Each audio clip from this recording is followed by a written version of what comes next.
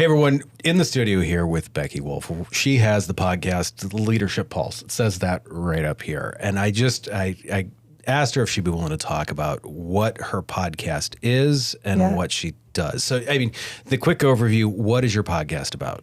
Yeah, so the Leadership Pulse was designed for those in healthcare, really to inspire hope, honestly, to talk about leadership. It's not something we typically do in medicine is talk about development. And really talk about healthcare culture the way it is and what we hope it to be in the future, honestly, and highlighting some different physicians and executives who are doing some really cool things in healthcare. Nice. So it's here's where we are, here's where we'd like to be. Yes. How do we get there? Yeah, it is. And we're seeing some of the physicians or hospitals and organizations doing some of those things. So how do we get more of that, essentially? Makes sense. So, I mean, you had the podcast before you came into the studio here. You did a lot of remote stuff, right? And those did well, correct? Yeah. Has the space helped you?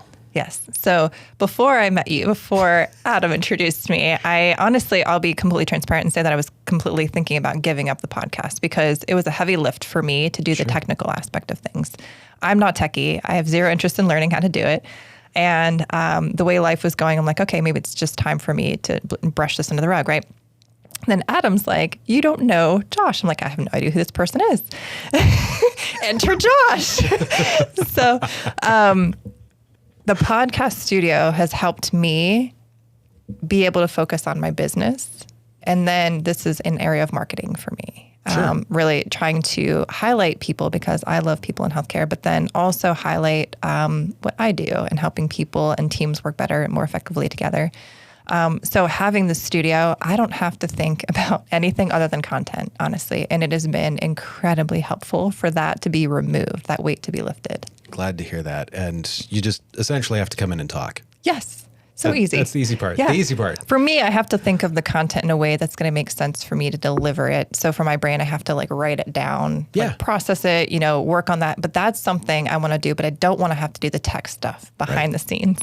So, I mean, has this moved your business forward? That is the big question that everyone's going to ask. I mean, they're like, hey, I'm going to come into the studio, I'm going to sit and I'm going to talk. And what happens besides I paid money? Right. Yep. So what I've noticed from having the podcast, it's an opportunity to really highlight the things that I love, that I'm seeing with my clients and I'm doing and working through that and working with them. And what I've noticed is that just that marketing aspect of testimonials almost, or what I'm doing with clients, it really does help open up the door for prospects and conversations, which is really what you want. You want the activity as a business owner. You want people to come to you. Yeah. And not always have to knock on doors, cold calling. Everybody hates that. I hate that. It sucks, right? Yes, it does. I don't want to bother people. I just want to help people. So this was a way for me to just add a ton of value, regardless of whether somebody comes in, knocks on my door, or we have a conversation. Right. I still get to help them. But then the secondary benefit is I'm giving a ton of value so they have a conversation with me. And if they're ready to proceed, then we have that relationship already built. And it's already, the other thing I would say about podcasts, it is a way to build trust with the people that are ready for you, right? Yeah. So when I think about those clients that just have the conversation or the prospects that are having conversations with me, they're interested for a reason. And it may not be now that they're interested. Maybe we have to wait 6 months or a year because I'm working with organizations, right? So, but I get an opportunity to start the relationship process. And that's what the podcast has allowed me to do. So the one of the last things I'll ask here too is, so do you feel it's expanded your audience? Have some of the people you've interviewed, have they shared your podcast at all? And has that been able to grow your audience? Yeah. The cool thing, you get to develop the relationship with the people that are on the podcast too, right? And everybody has shared. I've not found one person that hasn't, and they are huge advocates too. And I love that. So I'm building relationships with them. I would genuinely want them to succeed. So I'm going to highlight the heck out of them because I love them. And they do that back for me. And it's not an expectation that I have, but I think just the natural reciprocity of we each want each other to succeed. How can we do that? Yep. It's there. So it's a beautiful gift of that relationship too. That's kind of the same reason with the podcast here. It's why we've helped with the run of show, why we sit here and we coach you and make you laugh the entire time and do our best to do stuff like that. So look, I really appreciate you taking the time today. It's awesome.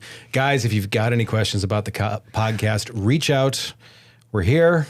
We're looking forward to hearing from you and having you in these seats. We're going to have some fun. Oh my gosh. Yeah. Yes. I would say just the other experience I've had with working with you is you've been a coach to me. You've been a mentor. Thanks. You've been a guide, and you've like provided people as guests. You're like, oh, you need to meet this person, which was not what I was expecting. And I'm like, oh my gosh, this is incredible. It has been one of the best experiences of my business, honestly. Awesome. Same here. Yep. Thank you very much. Yes. High five. Guys, we will see you soon. Thanks.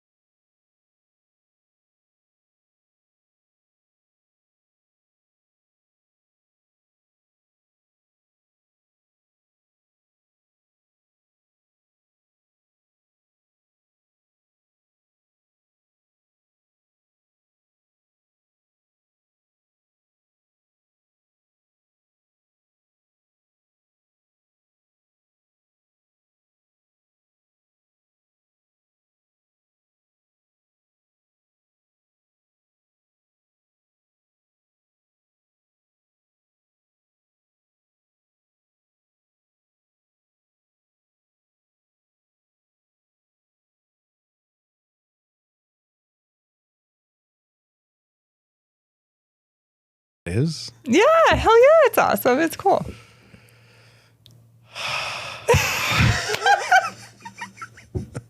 We're failing miserably at just laughing. No, I knew that was going to happen. I totally knew that was going to happen. I was okay with it. I figured we'll have a minute and a half of that Just we laughing. can both use as reels. Right. As just the two of us laughing like idiots. Have they pumped nitrous into the room? No.